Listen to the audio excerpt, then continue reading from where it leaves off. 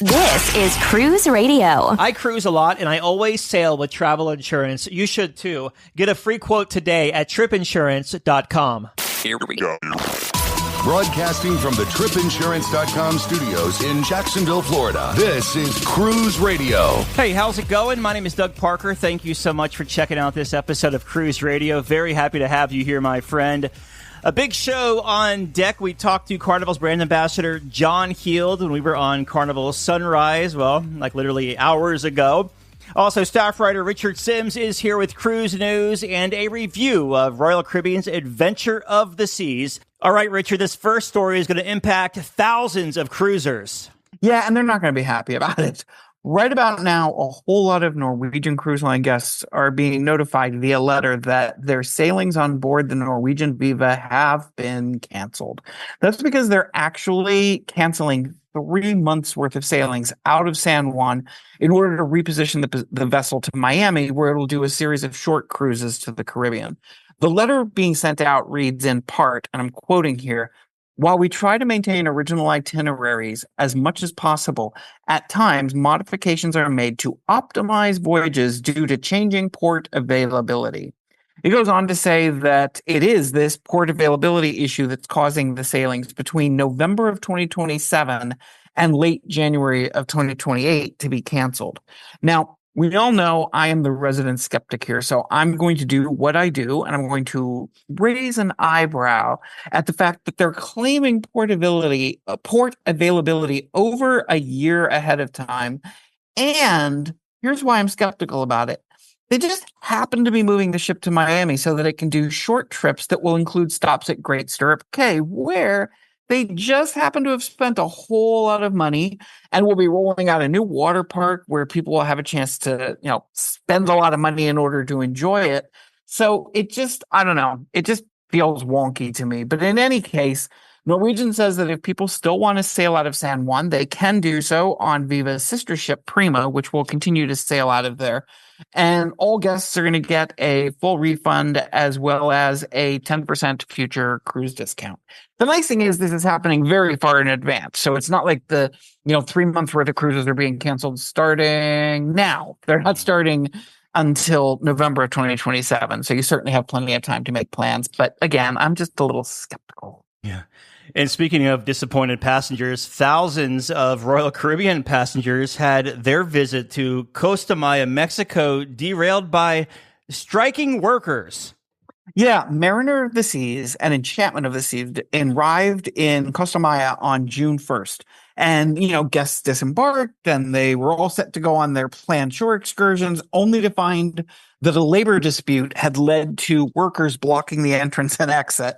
Some reports say that passengers were sitting on buses for several hours before finally being told that the shore excursions had been canceled. I'm sure it was a situation where the cruise line was hoping that the cancellations wouldn't have to happen, but they did. Now, Costa Maya doesn't have the best reputation among many cruisers for a variety of reasons, but it's where you can, take a ride for a couple of hours and go see the Mayan ruins, which is very popular and a very cool thing to do. Of course, this incident comes right on the heels of Mexico shooting down Royal Caribbean's plans to build Perfect Day Mexico, which was going to be another large private destination, sort of echoing the success they had with Perfect Day at Coco Cay. So to say that Royal isn't having the best time where Mexico is concerned would probably be a little bit of an understatement. And keeping with Costa Maya, Mexico, a potential tragedy was averted. Yeah, thanks in part to one man's very heroic deed. This went down, as you mentioned, in Costa Maya, where Carnival Jubilee was docked on May 19th. Apparently, an elderly man, I believe he was 84 years old, was making his way back to the ship when he fell off the pier. A fellow passenger named Myron Tucker took off his backpack, kicked off his shoes, and jumped into the water and helped rescue the man. He basically kept the guy afloat until Carnival crew members could get a life ring down, lift them both up, that kind of thing. Myron was on the ship sailing with his wife, Amy, and they were celebrating their 7-year wedding anniversary. He told a local newscast that he was thankful to his parents because they raised him to care for his neighbors and care for others. Carnival eventually released a statement that read in part, an elderly guest fell into the water while returning to the ship on the pier. Our security team responded immediately, and the guest was safely recovered and transported to the ship's medical center for care.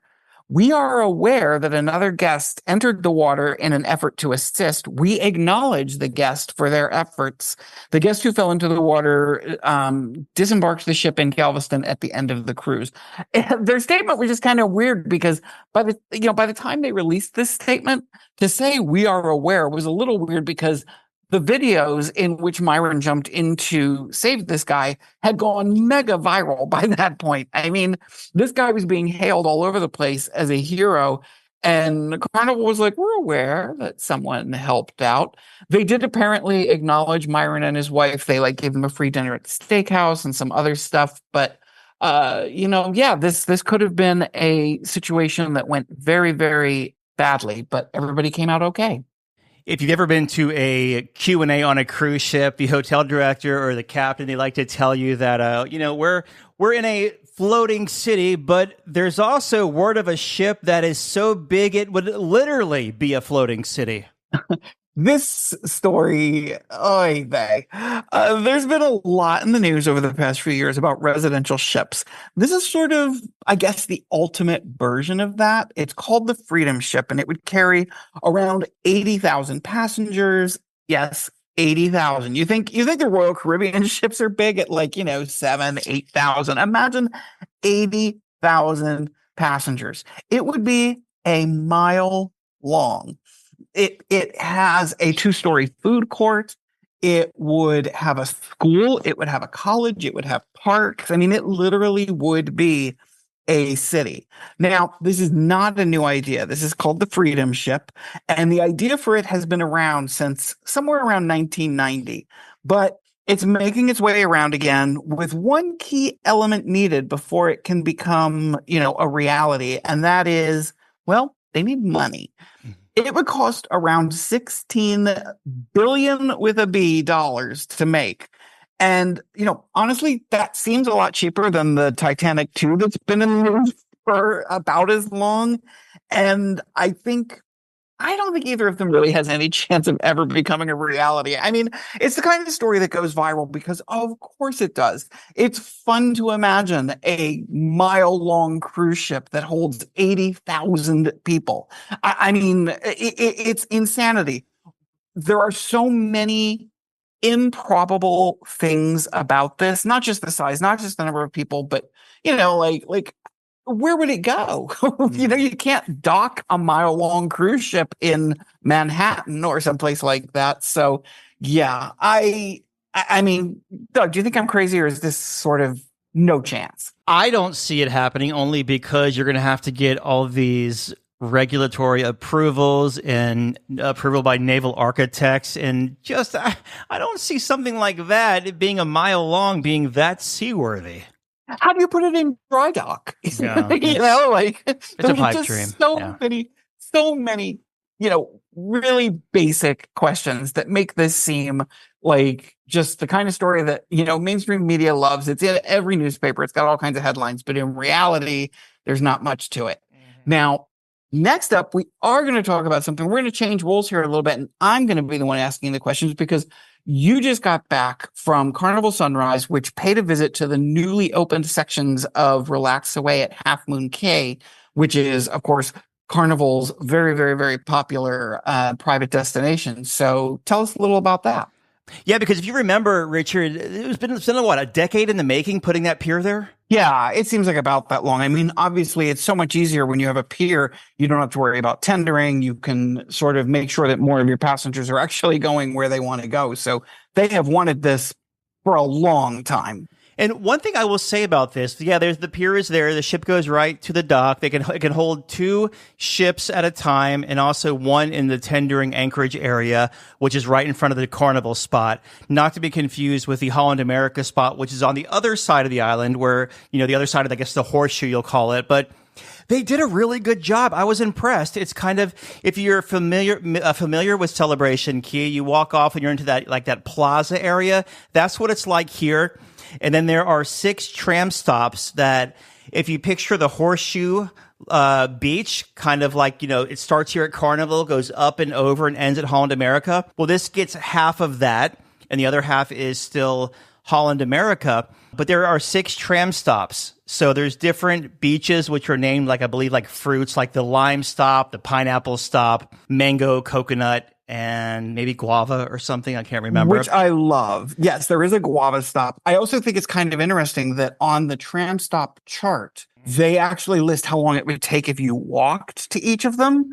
And some of them are like, from one tram stop to another are 5 minutes. But if you were to go from stop 1 to stop 30 or stop 6, it would take you 30 minutes to walk. I think it was 30 minutes to walk from one to the other. So that tram is going to be really useful if you're looking to do something that happens to be all the way on the other side of the island. And one thing that Carnival did Carnival did here too, I got to give them credit because how, I guess we'll call it Celebration Key is just very manufactured, right? Bright Bahamian colors. You have the water slides, the massive 1,000,000-gallon lagoon, all of that. Well, here they did a really good job at preserving what they have and what makes Half Moon really shine, which is the beaches there. Even the structures are very, I guess, natural colors, wood, stone. And one of the things I really loved was, they built at least, I think it's 2 new bars that are right on the beach. They are one of the things I always look for when I go to a port, like, St. Martin or someplace like that, is I want to go to a beach bar and I want to sit at a bar. I'm not a sand person. I'm not going to lay in the sand all day. I like to sit at a beach bar and be able to look at the ocean. And they got these great new beach bars with, just comfortable chairs where you could sit and you could spend the day just looking at the ocean. The other side of Relax Away, the original Half Moon Cay, is still there. It still has everything you expect to find there. This is sort of like an addition with the idea of bringing 2 of their big ships here at the same time, which they can do with the pier now. Plus, like you mentioned, a third being anchored offshore. You need this extra space because, if it was just the old Half Moon Cay, that would get filled real quick. But this is nice and expansive and will give you that thing where you're able to like walk down the beach and be away from people. I think there are also, one of the things they've really put an emphasis on here, from what I could tell, was that there are a lot of free beach chairs with umbrellas, which are a real commodity on any private island. You can also rent a cabana. Like, they're not they're not skipping opportunities to make money here by any means, but they actually have kept it so that if you wanted to go there and not spend any money, there's free food, there's free loungers and umbrellas. I like that a lot. Yeah, I was talking to Christine Duffy, the president of Carnival, and she told me there are 4,700 umbrella loungers that are just on the beach for anyone to grab. So it is first come, first serve. And, when there's multiple ships there, you might want to get there fast. But it's good to see in a day where everyone's charging for shade. 100%. You mentioned that you talked to Christine Duffy, and what I'm kind of looking forward to is you also spoke to John Heald, and I know you're going to, we've got the interview with him coming up later in the show, and I'm looking forward to that because you got some good stuff out of him. I have already heard the interview and I absolutely loved it. So can't wait to hear what people think of it. All right, staff writer Richard Sims, thank you. Thanks for having me. We'll get that John Heald interview up next. You're listening to Cruise Radio, America's trusted voice of the cruise industry. A big question we get at Cruise Radio is, how do I know if I need trip insurance? Simple answer. If you're getting on a plane, taking a road trip, or getting on a cruise ship, you need to have travel insurance. Hey, it's Doug Parker from my friends at tripinsurance.com. Not only does tripinsurance.com protect your vacation investment, but it also gives you peace of mind in case anything were to go wrong on your trip. How do they do it? They offer 3 different types of trip insurance policies. Good, better, and best. One policy for every vacation budget. But it doesn't just stop there. They're up to 40% lower when you shop around on other comparison sites. Plus, tripinsurance.com offers 24-hour customer support before, during, and after your trip, online claims assistance, and travel alerts to let you know what's going on at your destination. But find out for yourself. Check out tripinsurance.com. Have a tip or a lead on a news story? Let us know. Email tips@cruiseradio.net. Carnival Cruise Line brand ambassador John Hill. Dude, always good to see you. Did you call me dude? Man, always good to see you. That's better. I like the word dude. Nobody ever calls me dude. Hello, dude. It's great to see you, bro. We are on a pretty cool sailing. We got to open up Relax Away at Half Moon Cay. K. What are you calling it? Well, it's taken a bit of use teaching the old dog new tricks, but Relax Away at Half Moon Cay, and I only remember it because it rhymes. Right. So Relax Away at Half Moon Cay. It was brilliant, and so many great comments, both to me personally from people on board and on my Facebook page, and different reasons that people love it. They love the beach. They love the fact that we had hundreds and hundreds of beach chairs and umbrellas, which are all included. The beach itself is the turkey sandwich, and the pickle is all the extra things that we've done. But so many great stories. Steve, who's a platinum guest and has been here 9 times, but this was the first time he could ever get off the ship. You may have seen him. He's a wounded warrior. He's in an electric wheelchair with the American flag. So, of course, when we used tenders, water shuttles, he couldn't go. So he was thrilled to be able to go ashore. Families enjoying the beach together, and with the bars and horses and all the things that make this an incredible stop. How they did it and made it look so natural still. Like, it doesn't look manufactured. It looks like it's an authentic destination where they even cut out some of the lime rock to make the tram. Yeah, it's an out island. It isn't like perhaps other places like we are today, Celebration Key and other areas. This is an out island, which is why, because there's no permanent people living there, we are responsible for the service, the food, and everything else. So, it's gone from a slice of paradise to the whole pie. That was good. Can I have some credit for that? That was amazing. Yeah, that was not a slice, just really it's good. The whole pie. Yeah, I think I'm just immune to these after all these years. I know. Having spent some time there, though, what tips could you offer listeners who are either booking or visiting in the future? I think that the main thing I would say is, I know it's hard, I know it's not easy, but set your alarm. Don't sleep it away.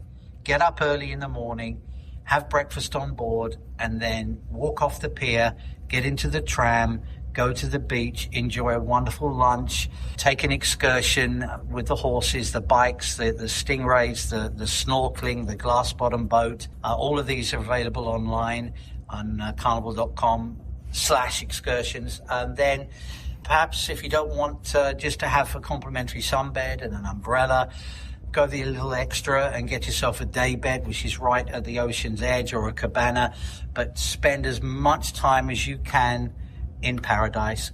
And the great thing, of course, you can walk back up the pier, you can feel the air conditioning, and you know the crew are standing there ready and waiting to give you all the fun and the service. And then you wake up the next morning and you have a day at sea to recuperate. I want to switch gears because one thing that didn't fall on deaf ears was yesterday when you and Christine are hosting the Waves morning show. And you mentioned that you were going to maybe pull the throttle back a little bit after 40 years with Carnival. Can you elaborate? Well, first of all, I'm not going to pull the throttle back. I'm going to, if we're going to keep a car thing, I'm going to use the steering wheel to perhaps turn a little bit. And I'm going to start a new website. It's called The Real Cruise Radio. Okay. In a proper British accent. Listen, I've been doing this. I've been very, very grateful, very proud, very humbled to be doing this job for 40 years next year. Yeah. The brand ambassador job, when it first started, was going on ship to ship to ship and being with the people, talking to people, doing some stuff on stage. And then over the years, it's sort of morphed into more me sitting in a chair in front of my computer, which I do right now for 6 days a week, between 7 and 8 hours a day. And that, when you answer 2,500 questions every week, pretty much, it sort of takes away from the place where I love to be.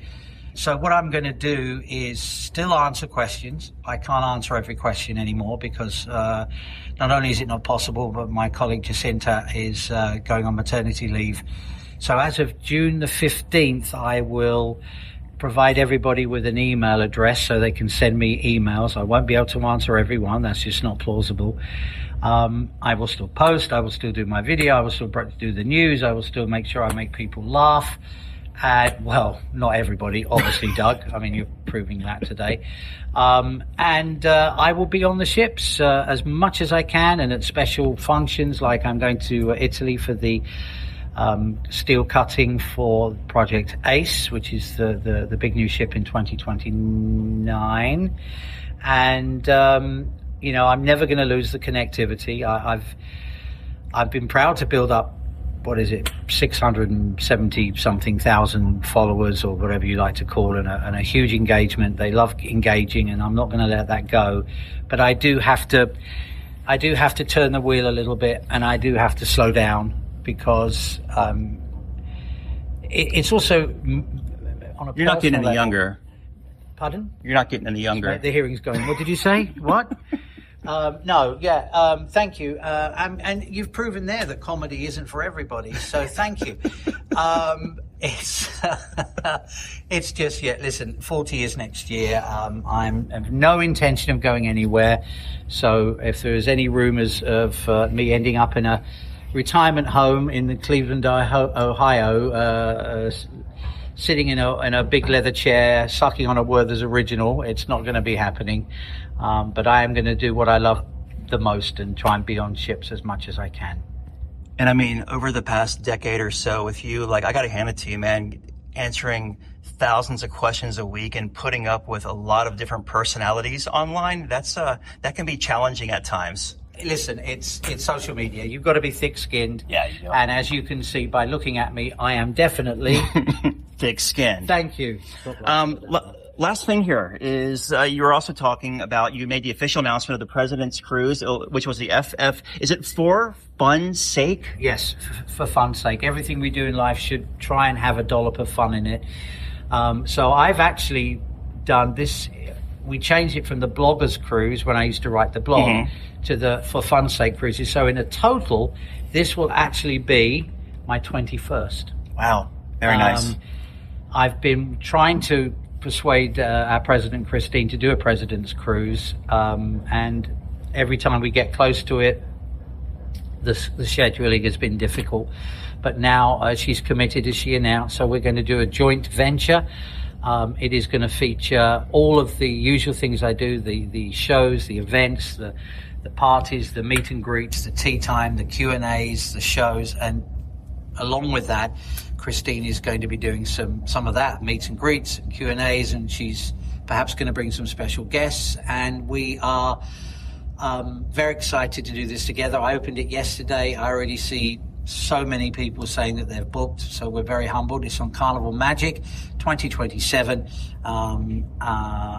The date is the 28th of February, and we're going to Celebration Key, Grand Turk, and Amber Cove. And do you cap this as far as capacity or any? Okay, so but you have to book it through for there will be. So your first step is you book the cruise, and the second step is at the end of August we will open up for registration. Oh, okay. We have to cap it at 650, 700, only because, I mean, we could make it a charter, but the problem is there's nowhere to put everybody at the same time. So if you've got 3,000 people of which we could sell, where do you put them? So 700. Have you booked yours yet? No, but I mean, the last one I went on was right before COVID, and you had the chicken outfit on, and you were dancing. I was like, what is happening here? I don't remember the chicken outfit. I've completely forgotten about. Yeah. That was. I did that for the children of St. Jude. That's right. And, yeah. I raised $8,500 just because somebody said if I wore it, they would give $8,500, which they did. So I wore the chicken. I got everybody to do the chicken dance. And after that, I went backstage, turned the lights out, sat in a corner, put some Enya on, and rocked myself to sleep. Well, I guess in closing here, when I was talking to Christine yesterday, she said you were going to reveal a bunch of stuff about Project Ace to me, about the... Yes, I was, yes. Look at Christian's face. And let me tell you, oh, never mind her. Let me tell you, it's going to be brilliant. The first thing I can tell you about Project Ace... And there we go, we're out of time. Carnival brand ambassador John Heald, as always, man. I mean this for all the sincerity, and it's been great, man. And congratulations. I know you built your channel up from absolutely nothing to one of the most prominent social media cruise sites, and I really do appreciate. I know the staff back at the mothership love working with you, as do I, and I wish you continuing success.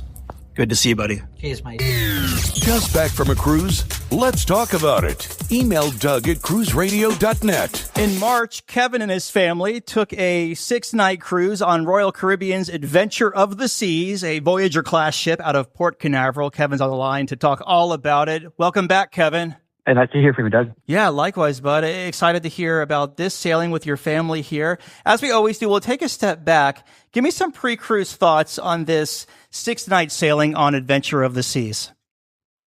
Yeah, so we chose the sailing because it's over spring break, and with my son starting to be in school nowadays, and my wife, one of her jobs is a teacher, we always try and do a trip over spring break, and obviously we enjoy cruising since we're here in Florida, and why not try this one? And had a great itinerary of leaving on a Saturday, come back on a Friday. So, you don't have to get back from vacation. We still had a 2-day, a normal weekend, to get back in the swing of things.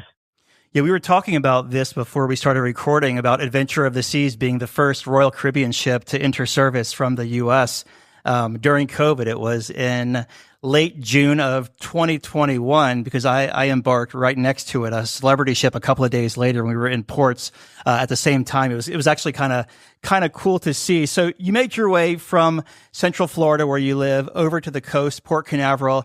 Any pre-cruise or overnight before boarding? We do generally. Even though it's not that far of a trip from our house to the port, we do typically try and stay over in the Cocoa Beach area, which we did this time, right? So stay at a hotel that's not too far from the port, and just to kind of help make it a easy drive and start the vacation a day early. Do you leverage points or anything? Because Port Canaveral hotels can be crazy at times. Usually are able to use points of some sort, whatever chain it is.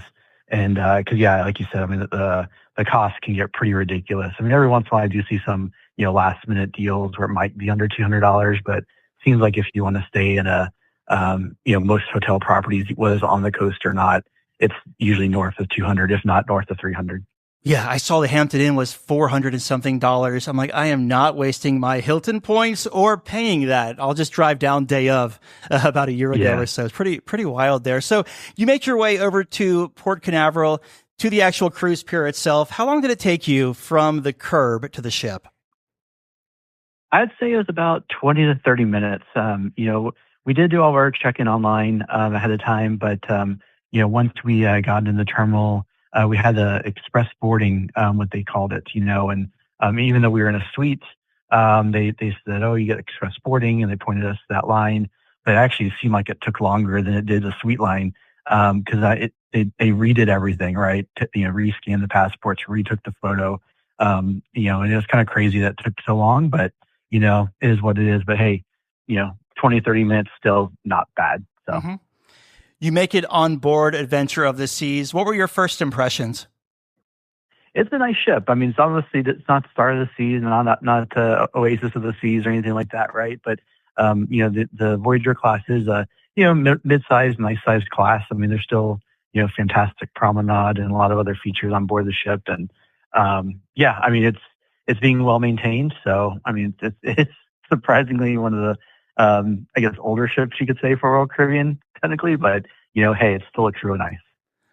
So I have a question then. So you sailed Star of the Seas. Now you're on Adventure of the Seas, a ship that is significantly older. But what are a couple of things that Royal Caribbean tends to carry from ship to ship? So some of the specialty restaurants would be one of them. You always have the steakhouse, right? And I think there was a Izumi sushi on there too. And, they had water slides on there. Obviously the solarium, the spa. A lot of the normal stuff. But as far as if you're looking for like the zip lining, I think they have, a wide variety of slides. There's some of the eating locations. I mean, I think there was only a couple of free complimentary grab and go kind of places versus like Star of the Seas has, I don't know, I think like 10, 15 grab and go places, Right. A lot more. But yeah, I mean, there's still a lot of good features on board Adventure of the Seas. You mentioned you booked this suite. So what kind of suite did you have, and what did you think of it through the 6 nights? Yeah, so we had a grand suite up on deck 10, just I'd say, a little bit more forward than the midship, I guess, area. It was a good size suite. There's 3 of us, my wife and my son and I, and so that plenty of space for us to spread out and, get settled in for the cruise. Kind of one of the crazy things or different things than what we expected was, I think past some of the grand suites that we stayed in, there was like the TV that was kind of right by the bed area. And we had a big curtain that we could draw across so that way our kind of keep our son in the main living room area and he could go to sleep a little bit earlier and then we could sit there and watch TV. Well, this one, it had that curtain, but the TV was way on the other side of the wall, and it's a really small TV. You're like, oh man, this is kind of crazy to be like this really nice suite and a really small TV and not be able to obviously close the curtain off, and still be able to watch the TV. But again, first world problems, I guess you could say. It wasn't the end of the world. What is the difference between, let's say, a balcony cabin and a grand suite? As far as, I realize that the square footage is more, but like what is included in a grand suite that isn't if you just booked a balcony stateroom? Yeah, so like you said as well, obviously, Captain Obvious thing of it's about double the amount of square foot, I feel like roughly. Has a much more larger bathroom. It has an actual like tub and shower, and not separate, but together, tub and shower and double sinks. I mean, good sized bathrooms for the most part. Nice little like wet bar area, and lots of like seating area in the living room and obviously really large balcony. As far as extra benefits on the adventure class, there is no coastal kitchen, so you don't have anything like that. Where I think on a Oasis class or above, if you were in a grand suite, you would have access to coastal kitchen as an example, but again, not offered on this one. There's a suite concierge you can utilize. They email you a couple days ahead of time to see if you need any assistance, and you have access to them throughout the voyage as well. There's a suite lounge that has complimentary drinks in the evening and hors d'oeuvres, kind of things like that. You get priority embarkation and debarkation as well.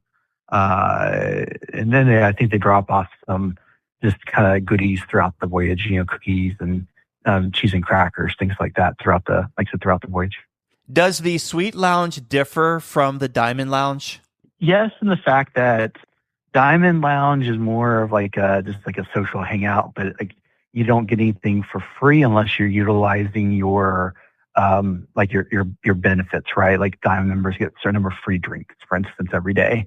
Whereas Suite, they're not, you can have as much as you want, and it doesn't count towards your Diamond drinks if you have that benefit as well.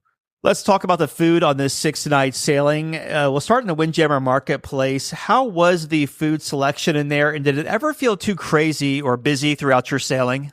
It never really felt too crowded. I mean, that's one thing I think Royal Caribbean does a really good job of there's usually good variety of food, and it does change day to day. And so we did enjoy a few meals, breakfast and lunch there, and it was generally not a problem finding a table whenever we needed to. And then how was the main dining room experience? Yeah, so we had early dining, and which is on that ship. I believe it was 5:15 or 5:30 was the early dining set time. And we had a table. I actually requested through the suite concierge that if we could get a table right on the water, a water view and everything, and they were able to hook us up with that. So that was really nice to help keep my son occupied, where you could stare out at the passing waves at times. And but yeah, the service was good. I mean, it wasn't top notch, but it was good, and the food was really good. It was the usual. I mean, menus that you'd see on all. The menus are pretty standardized, obviously, on each of the nights. Obviously, being kind of a theme night, where there's a few selections that don't change, but then quite a few selections do change. And I'd say the food overall is very tasty and we enjoyed our experience. Did the food come out hot every night? It did. Yeah. Yep. Any specialty restaurants? So yeah, we did end up trying. When we booked our cruise, our travel agency was offering a free specialty dining experience for our two of us, right? So we did sign up to go to the steakhouse, and it was definitely interesting, going to the steakhouse with a 5-year-old, that didn't really want to be there. So unfortunately, we were there through like the appetizers, and we could tell it wasn't working. Plus, we didn't want to take away from the experience of the other guests that may have been paying for their experience at the steakhouse. So we asked the waiter if we could if they could plate the food to go, and they were very accommodating to do that. And we ended up taking our steak dinner back up to our stateroom and eating it there. Kind of disappointing, but we still at least got to enjoy it. And the steaks were good. I mean, they were not I'd say not 5-star type steaks, but it was still good. Yeah. So we enjoyed our experience. Any other specialty restaurants or grab and goes you may have hit up during the 6 nights? Yes, that was the only I'd say specialty restaurant. We also did do the pizza a couple times throughout the voyage, and that was pretty good, right? So I think Royal Caribbean does do a really good job with their pizzas. I mean, having them out there from, I think it's usually like 11 or noon through like 2 or 3 in the morning. The lines usually are not very long at all. And we really did enjoy that, obviously, a couple times throughout the trip. Besides that, there aren't that many grab and go restaurants on Adventure of the Seas. So, that's one of the hard things. We did do room service a couple times, especially for breakfast in the morning. And, that there's a, hang tag that you can put out on your door, and have breakfast come. And they were usually, right on time, if not even a couple minutes early, which is what it is. But, it's nice to have that option, especially on those port mornings that you're trying to get the family up and going and out the door to meet that excursion. I haven't been to a Sorrento's in probably 5 years or so, and I can't remember. Do they have multiple pizzas out there, or is it like Carnival where you order the pizza and they're making it to order and you have to wait a few minutes? No, the pizzas are already out there. So they generally have like 3 or 4 selections, I would say. I mean, or maybe even more than that, but they're generally all out there. And if they're waiting on something like, hey, I want some pepperoni, it's not too long of a wait to be able to get the pepperoni pizza. So how was the entertainment on this 6-night cruise, and especially traveling with a 5-year-old? Entertainment was good. So they had a couple different shows that we were able to go to, between like stage plays or musical acts, things like that. They rotated them obviously throughout the cruise, and it kept our 5-year-old entertained. So we found a good spot where he could stand there and dance his heart away, not interrupt anyone else's viewing of the shows. And he really had a great time for almost every single performance. I feel like if a 5-year-old could enjoy it, then most people probably would find it enjoyable too. Outside of the main theater, any venue catch your attention or that you may have returned to throughout the voyage? I think it was just nice to have like the different live music, right? So you had definitely different venues that would have live music, whether it be a pub or bar, or even on the pool deck, that have just live music, or even in the promenade area. They'd often have a band there that we'd stop to listen to, and so that was always fun. And then they even had a couple nights a parade that actually went down the promenade, and that was a lot of fun to get to watch. And where they kind of brought it some of the performers from the shows and the singers and dancers, and really had a great time with that as well. Are y'all trivia players? Not really. No. I think the big thing is with traveling with our son, it's like, sitting in kind of doing games like that can be challenging, Sure. keeping his attention. And we generally have him with us for various reasons. And we normally don't do the trivia. How were the sea days as far as crowds and congestion? They weren't bad. You could tell the ship was very full though. I mean, there was being a spring break cruise. You had obviously lots of families, and there were especially on the the 2 main sea days, there were very few like chairs available in the prime areas, I guess you could say, whether it be on the top deck or the actual like pool level deck. But if you didn't mind, like if you didn't want to be right at the pool area and maybe a little bit further down the deck, then usually you could still find chairs. Does the little one stay entertained with the splash pad or anything out there? Yes, it's usually not a full day entertainment. It's maybe like an hour or so at most. So the casino, as far as the smoke situation in and around it, how did it play out? It really wasn't too bad. I mean, if you were right at the doors, you could smell it, and obviously walking through it, you could smell it. But besides that, they did pretty good with the ventilation. On this sailing, you had 3 ports of call, but only made it to 2? You had Grand Cayman, Falmouth, Jamaica, and supposed to go to Perfect Day at Coco, but you missed it. That is correct. Yeah. So unfortunately, the weather was not so good, and it was the last port that we were supposed to go to after Jamaica. And right after we left Jamaica, the sea started to get really rough. It got overcast, and a lot of things like that, and a lot of warnings from the captain to kind of watch yourself going around the ship. And when we woke up on Coco Cay morning, the captain actually broke in to all the staterooms and everything. And you're like, oh, it's never good when you hear from the captain like that, right? And he's like, you could tell he was not happy, right? But he's like, it's the waves are too intense. We can't. We're not going to probably be able to safely dock at Coco Cay. But even if we did, they didn't feel like it was going to be safe for people to be on the beaches. So they basically said, we're going to have to cancel Coco Cay and have a fun day at sea, or not actually that's Carnival, have a day at sea, right? And that they would update the app within about an hour with new activities and things like that. And sure enough, within about an hour, the app updated, and definitely a lot of trivia. You're asking earlier about trivia. There's definitely a lot of trivia things added, and where they could easily pull out of the bank of things for a longer cruise. But yeah, it was unfortunately because of the rough seas that even being outdoors, it wasn't necessarily fun to be outside because it was overcast and windy and just not super fun. How did the ship handle in that kind of weather? It did okay. I mean, it was fairly rocky. You could feel it. And it wasn't as smooth sailing as like I said when we were on Star of the Seas, where you could barely feel any sort of movement. But on this one, you could feel it for sure. But we did okay throughout that. And you did Grand Cayman, which is a tender port. How was your day there? Yeah, so that was a pretty good day. I mean, it's our first stop, and like you said, it's a tender port. Our excursion was the first thing in the morning, so they actually had us meet in the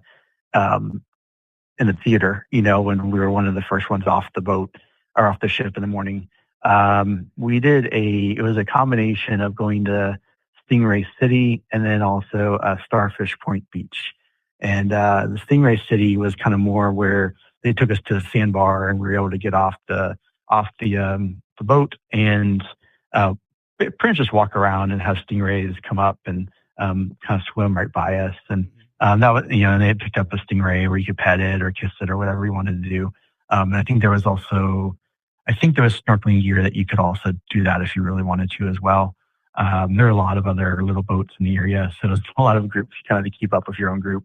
But it was a lot of fun. So we had a good time there. And then like I said, after you finished with the stingrays, you moved over to Starfish Point, where small little beach where there's just a lot of starfish, and so you could just kind of look, and you couldn't touch the starfish really for the most part. I think there's rules and regulations around that, but you could definitely look at them and take pictures and stuff. That was a fairly short stop. Does your little one like the water? Certainly does. Yeah.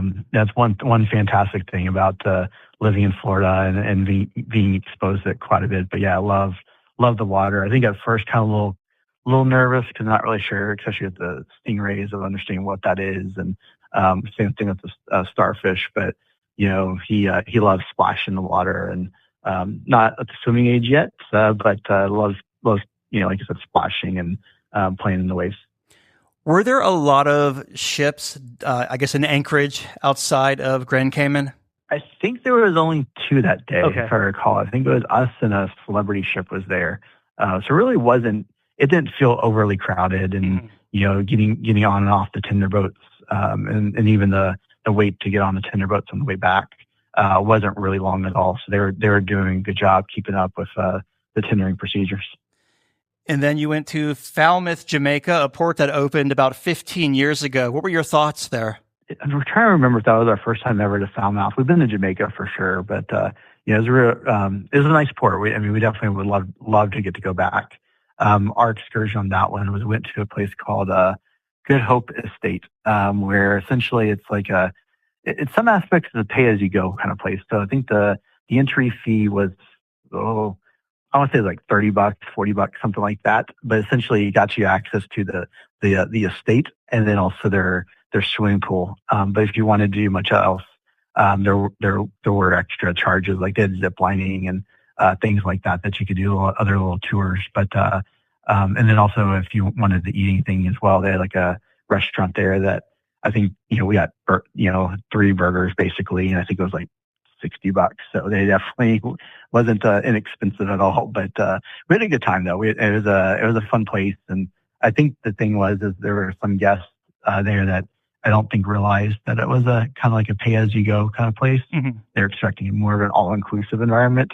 So I think they were definitely disappointed, but at least we knew that going ahead of time. So we were prepared mentally, I guess, on it. So I guess that's one thing of a warning to everyone, like, hey, just make sure you read the fine print of all the excursions when you're booking them, whether it's through the cruise line or not. Of what you get and what you don't get. So don't make assumptions, kind of thing.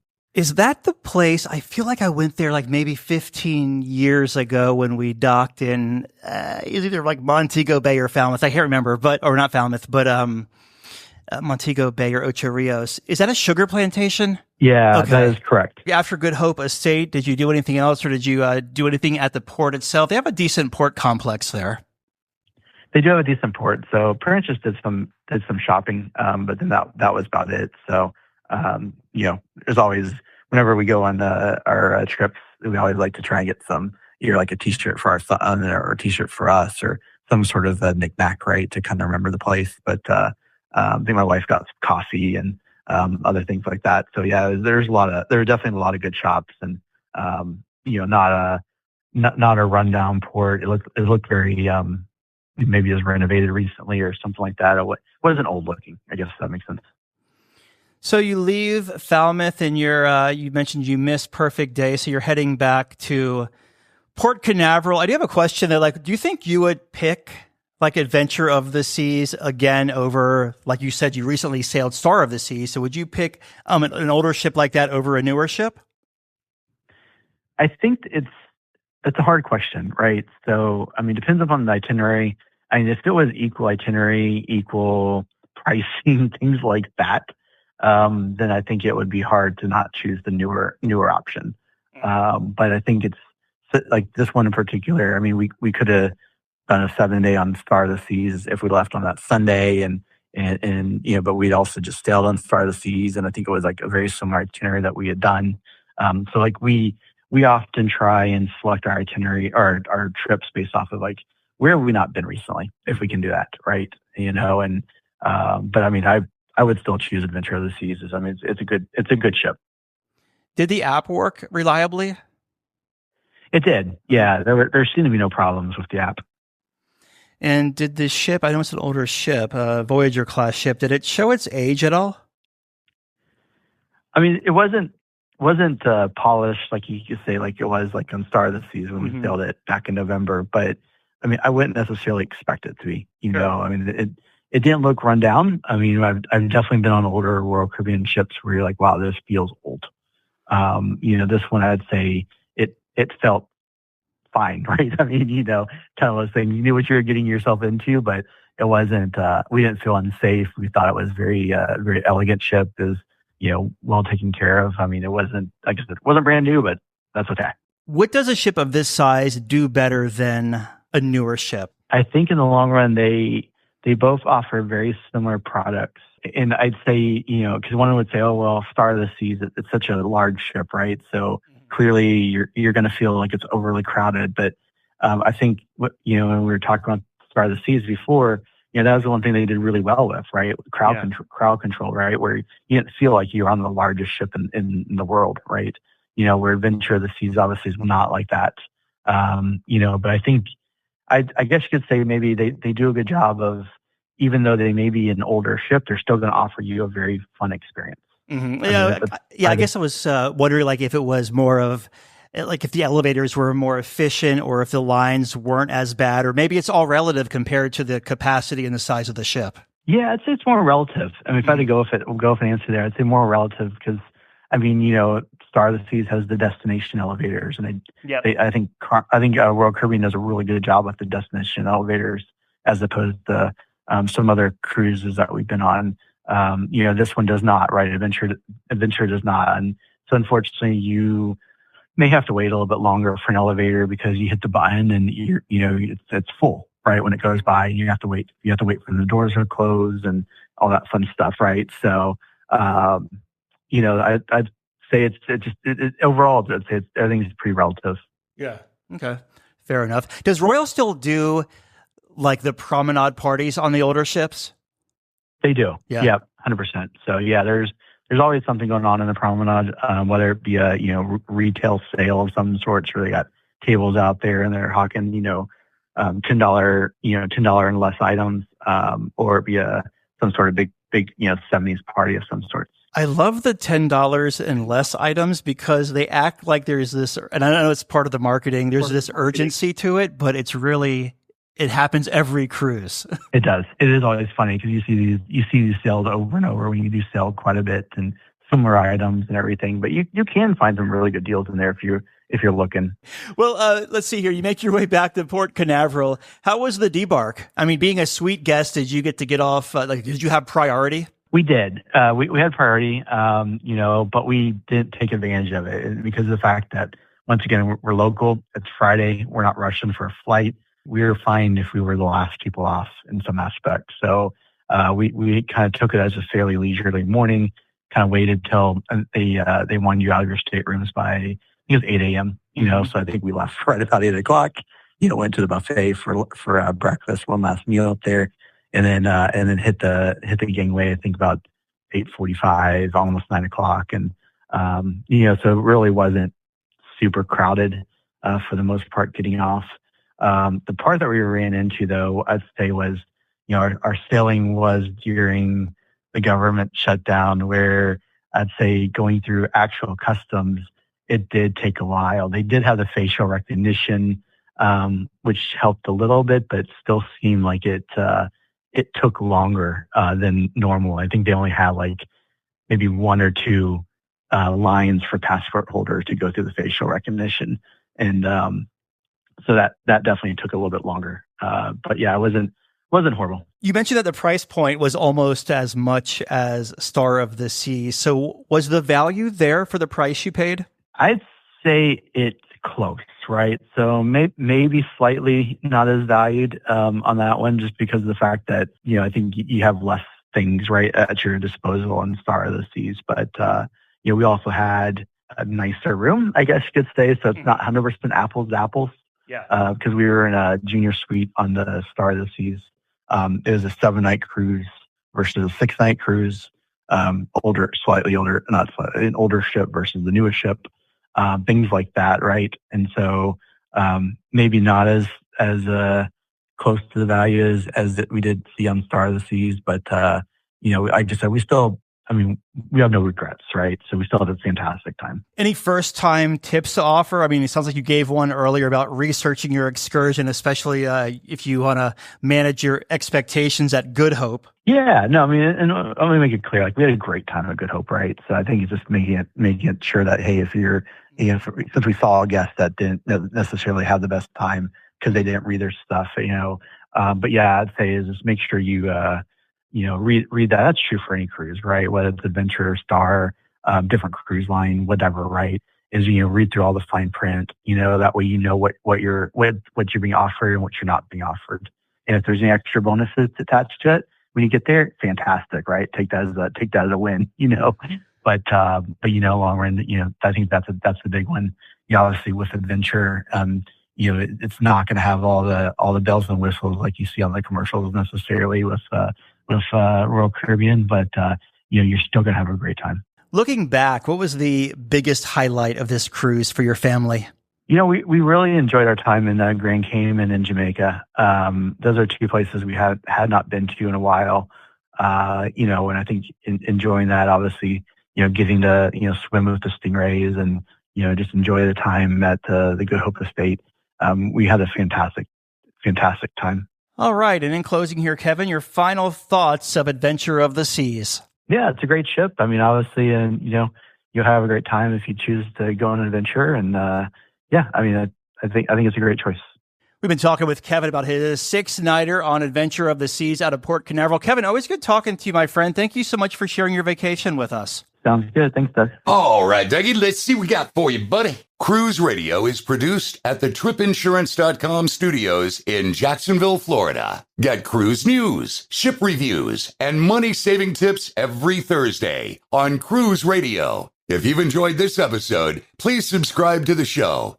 If you want to help spread the word, give Cruise Radio a 5-star review. Find Cruise Radio where you listen to your favorite podcast or online at cruiseradio.net. I'm your announcer,